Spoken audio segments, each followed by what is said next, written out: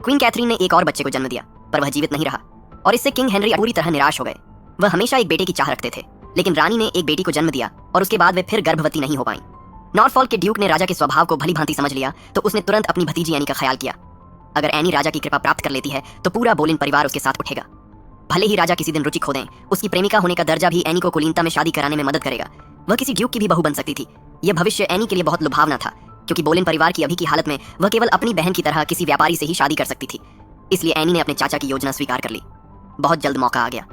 जब राजा शिकारी के लिए निकले तो उन्होंने बोलिन घर में एक रात रुकने का निश्चय किया। पूरा परिवार बड़े धूमधाम से तैयार हुआ और एनी ने खूब सुंदर परिधान पहनकर माता पिता के साथ राजा का अभिवादन करने पहुंची। दरबार में राजा ने पहली नजर में ही उसे देखा और एनी राजा के पास बैठा दी गई। वे ज्यादा बातचीत नहीं की, लेकिन स्पष्ट था कि किंग हेनरी 18वां उनकी ओर इच्छुक थे। अगर कुछ गलत ना होता तो अगले ही दिन एनी महल चली जाती, लेकिन अचानक अगले दिन कुछ अनपेक्षित हुआ। राजा फिर शिकारी के लिए निकले, पर वे चोटिल होकर लाए गए। प्रभाव छोड़ने के इरादे से